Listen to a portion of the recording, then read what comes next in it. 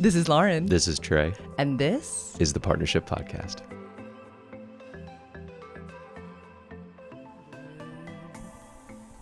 Hi, baby. Hey. Welcome back. Welcome back, everybody, to another episode of the Partnership Podcast with Lauren and Trey. What if we did our professional voices the whole time? Nope. That'd be really funny. Really, really funny. When everybody's used to like my crying voice. No, I'm in the guest bedroom right now. Nope. So we recently got back from a trip to New York City. Shocker. We're there just as much as we're here in Virginia. It shouldn't be called a trip. We go back and forth. And we had a fun moment where we both got to apologize for impact and acknowledge our own intents. And it was just like a fun, individuated moment that I found. And, you know, Lauren's in a rage era, while also, post wing clip moment, see the podcast from early February, also just trying to like be the cook, right? And be like, I didn't like that. I didn't like that attitude. Or something like that, like kind of say things that I have never said before. Okay. There are so many things that I am mentioning, bringing up, that an older version of myself would have just let go because she just lets these things go. It's not inherently bad. It just was how I was. And now I'm just bringing them up. So anyway, we had a moment. Can you take us through the story, though? Because you are so much better. We were just getting on the train with your baby sister, who's 30. And everybody's a baby in this thing, and they're all... Not 30 yet. She's about to turn 30 this My year. bad. She's 29. So it was... we were on the train, and Lauren was... Me and baby sister were standing next to each other, and Lauren's like, you two sit right there so you could talk to each other. You two sit right there. And then she like pointed. She's like, sit. And then I just go, don't tell me what to do. And it was funny. And it was goofy, but as soon as I said, don't tell me what to do, Lauren went into full defense mode of like, I wasn't telling you what to do. I wasn't telling you. I was just saying, sit down. And baby sister even like made fun of it 5 minutes later while we relocated somewhere else on the train. And what Lauren was doing was like, hey, sit next to her so you could soak up the time because she was going to get off at a stop. We were going to get off at another stop. We had about 5 minutes together. And then we got off the train. And did I do a check-in? Did I do is everything okay? Or like, I don't remember how it just got brought up. Like it was, and then please jump in where it was like, hey, you were like, I didn't say that. And then the conversation was, wait a minute, was your intent not to say that? Or you literally verbatim saying, I didn't say it that way? Where that was an interesting argument. Mm-hmm. Because my thing was like, it's not an ouch or a boo-boo for me. Mm-hmm. But now it's all coming back to me. Good. At first, good news is I had completely forgotten about this. When Trey said, let's talk about this, I was like, I don't even know what we're talking about. Yeah. So good news is we closed the loop. We moved on. Sure. It was well resolved. But now I'm remembering. And I think this is really good to talk about because so many women who are strong leaders like me have been called bossy from the time that they were tiny. Mm-hmm. And so this is what had happened on the train. That's right. I think I called you bossy, right? You did. Trigger! And Trey has never called me this, especially in front of my baby sister, who I grew up incredibly controlling of because I was told I had to. So there's just so many layers of complexity here. My baby sister is 11 years younger than I am. Also, at 11 years old for Lauren, she was tasked with waking up in the middle of the night to take care of her infant so her parents could sleep. So Lauren essentially was like the third string parent, or probably really the second string parent at times without the title. Was the third string, yeah. Yeah. My baby sister is one of my favorite people on the planet, and we have done a ton of work to repair the way in which I exerted authority over her that was demanded of me and incredibly wrongfully placed. So that is a side note, but that is context for what's going on here too. And when I said, don't tell me what to do, and Yeah. Yeah. And then after we got off the train, where it was, did I use the term bossy? Mm-hmm. Okay. And then when I used the term bossy, the argument was very unique for us, where it's like, I didn't say that. Well, we'll go back. Okay. So when I work with clients and when you and I talk, memory is unhelpful. And also trying to do he said, she said is not helpful. So I know what I said. It's going to have to be okay that I believe what I said and you believe what you heard. It's okay. Yeah. It's okay. Yeah. What I knew and what my sister knew is that we were going to take 2 trains and that we had 2 opportunities to sit and chat and yada, yada.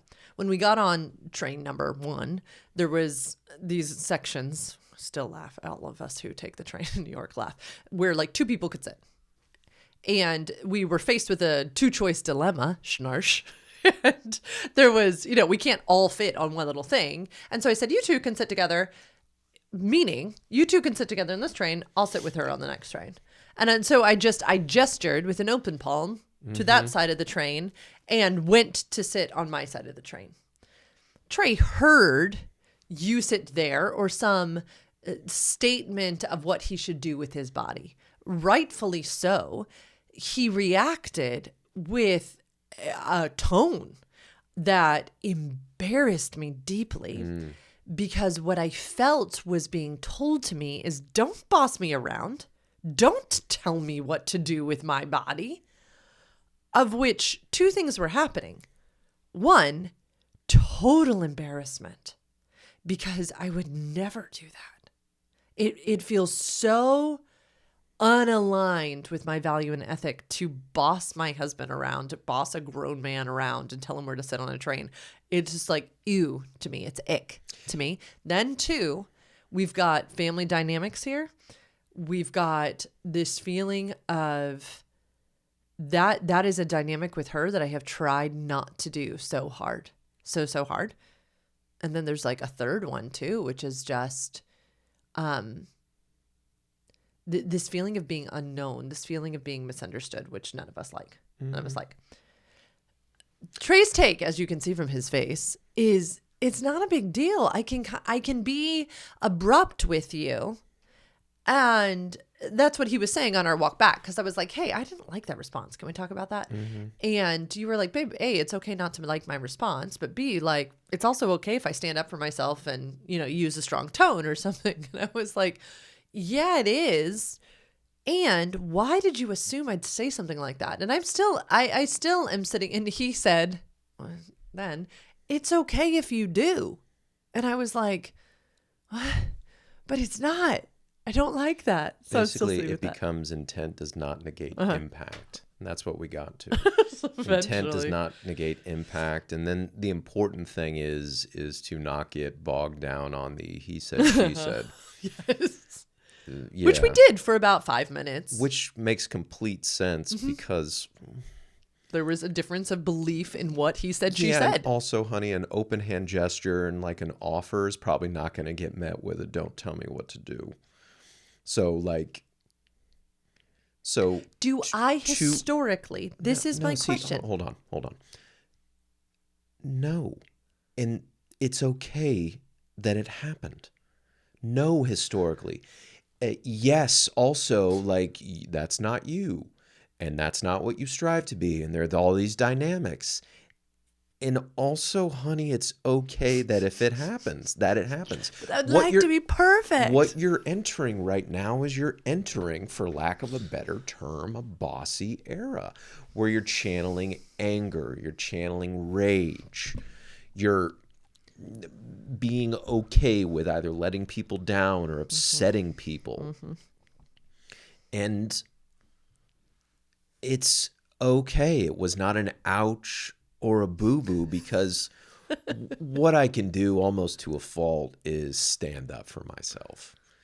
Sometimes it becomes a defensive mechanism. Yes. But now that I'm a sensitive man, anyway, so I can stand up for myself, and then it becomes intent does not negate impact.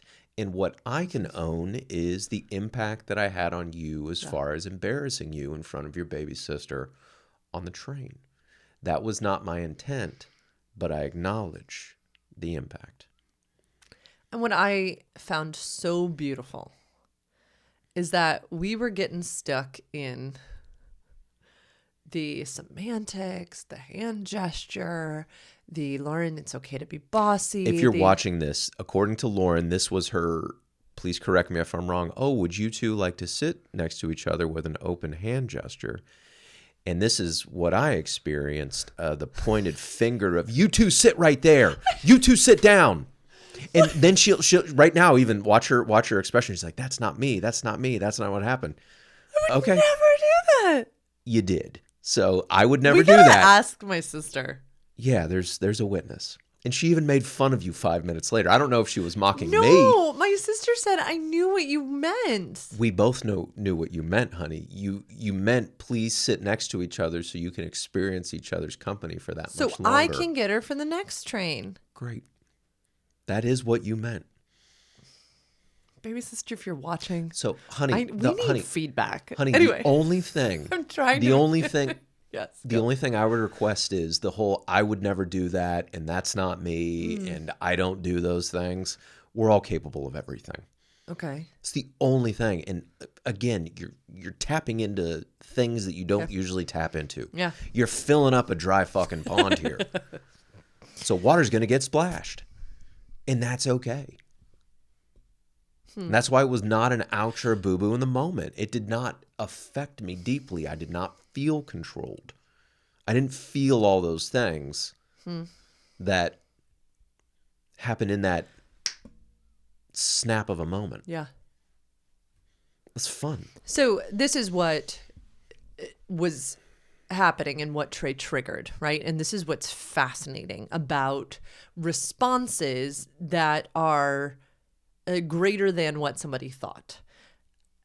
Is that I have, as I said at the beginning of this podcast, a grand history with being told that I had to parent my siblings. I'm the oldest of 5. I was given a ton of responsibility at way too young an age, at a juvenile age. And so therefore, the label of bossy, Lauren's bossing us around, Sissy's so bossy, constant, view it as like painted letters across my body. And it was so confusing. I just want to share my experience. It was so confusing as a little kid because I was being told to do this and then randomly getting in trouble for doing this. I mean, it's throughout prayer journals from my childhood of, dear Jesus, help me be less bossy. When this is the very thing that I was being asked / demanded in my home every day. And so I want the audience to know Trey did not mean to do this at all, because he sees me as a leader, as a woman who stands up for herself, as a good sister, as a good partner, as a boss bitch. I mean, as whatever you want to call it, the way Trey sees me is not the way I see myself. Who inside is this little kid sometimes, especially around her family. And I'm not around them a lot. I'm only around my sister. And so what Trey experienced, right, was this trigger of a source wound.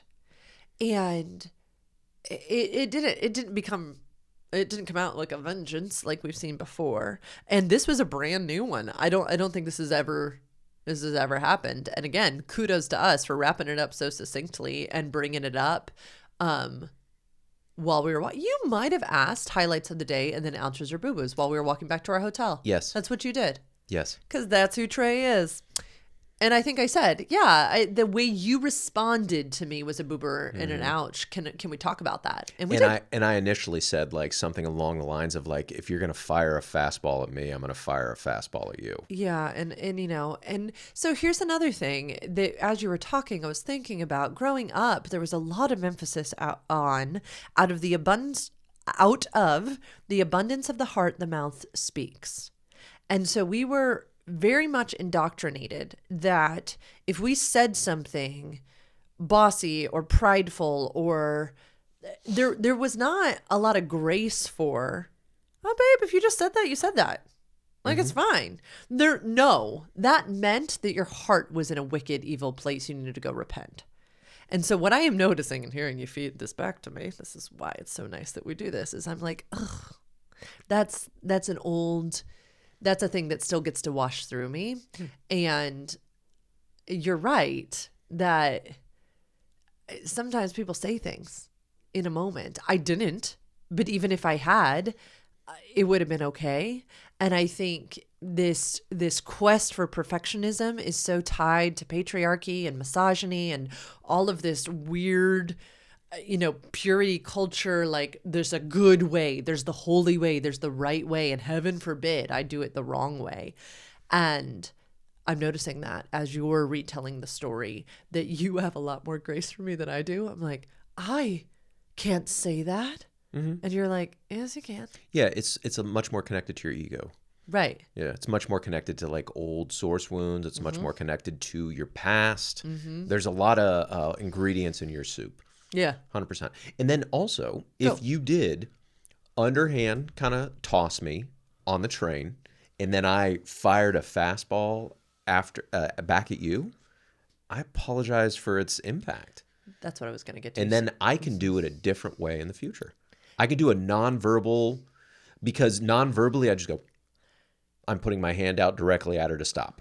Sure. So if in that moment, if I could do it without the reaction of like me going back at you with don't tell me what to do, I'd be like, I just hit you with that.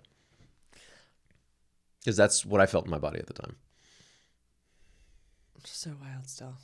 Again, folks, if you're watching or listening and you're not watching, my body is still like trying to compute doing something. I know this is just, I think, good for the audience, that would result in that type of, that seeing even your face brings me to tears. Isn't that interesting? I know. Why?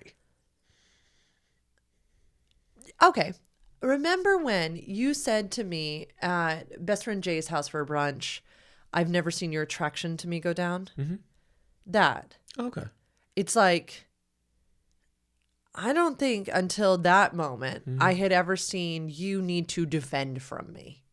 Okay. And so that is interesting. My body's like, ah, Okay. I don't want to be pushed away from him. It's okay. I see what you're trying to do. It's like I'm floating outside of my body watching. I think they're two different examples of two different things, because what you're describing was a deep yuck in your body. I didn't have a deep yuck in my body. You have a what? Nothing. I have a fucking nothing in my body. I have a, hey, honestly, like brutal honesty, like, hey, Bossy Lauren, na na na na na. Okay, So it's almost like a playful, childlike thing of like, it's two people doing a scene in a movie. Okay. We're doing bits on a train. We're all goofing and laughing. We're still laughing. And that's what it was to me. That was my experience. So it was not Viewing a it yuck. more. It was not a deep yuck. It was not anything, because what you're describing, shit, needed repair and was the spark for the clipping of the wings and the crucible, and maybe a month of work that we had to do. And also like, hey, should we just separate? You're like, not the same. They're not the same. To me. If you want to describe them both different ways, great. That's your side of the tennis court. I use a lot of different ball analogies. It's good.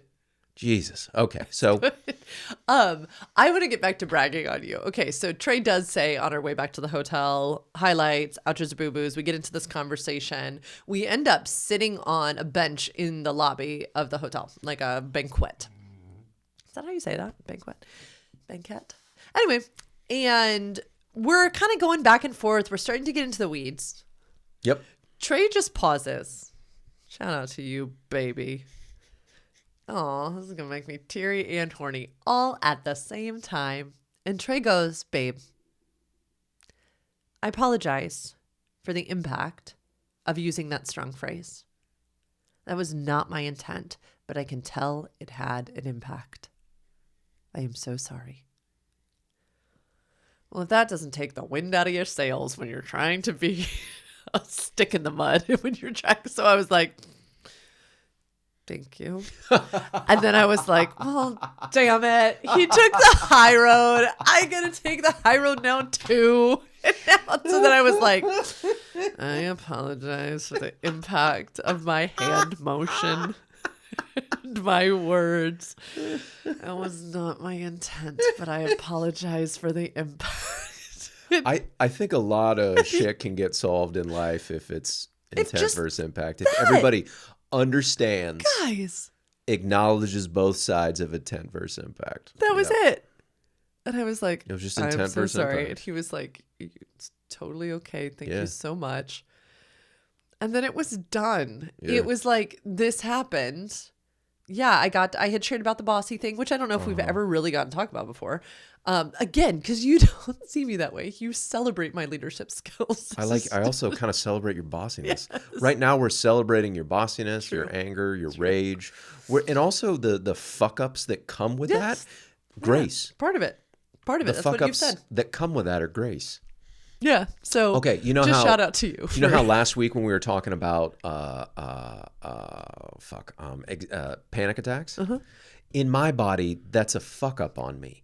In your body, it's not. I didn't fuck up. Not at all. Exactly. So in your body, when you hear bossy, it's I fucked up. Yeah. And then my body's like, no, you didn't. Just like you have more grace for me if I have a panic attack than I do for myself. Yeah. I have more grace for you if you are bossy or if you're over the top or if you're angry than you do for yourself. Yeah. Because for panic attacks, it's new for me. Yeah. And then for bossiness, in adulthood, it's new for you. I was going to say, it's the oldest trick in the book for me. Thank you. You're welcome, babe. This is a fun conversation. This is a good conversation. Intent does not negate impact, folks. Do you want to pause for intercourse? Yes or no? Yeah. No. Thank you for coming to this week's episode of the Partnership Podcast. No, seriously, we'll wrap it up though. And take what you like, leave the rest. This podcast really got started because in my work with clients, they were getting really frustrated with themselves when they couldn't implement things like intent does not negate impact. And they were finding themselves stumbling over the utilization of tools and not doing it perfectly right away. And I was like, oh, friends, you need to know more messy, real human partnerships. And Trey and I should do a podcast. So literally that's what this podcast is. This is opinions. This is life stories. This is experiences. Take what you like, leave the rest. This is not gospel. This is not a how-to podcast. Just take what you like. You have a right to informed decision-making and self-determination. If you want to talk with someone like me about tools like these, go to sexedforyou.com/free consult. Request a 15-minute time for us to chat. We can talk about how I work with clients. You can ask all the questions, all that good stuff. There is no obligation to work with me. Have a great rest of your day. Bye.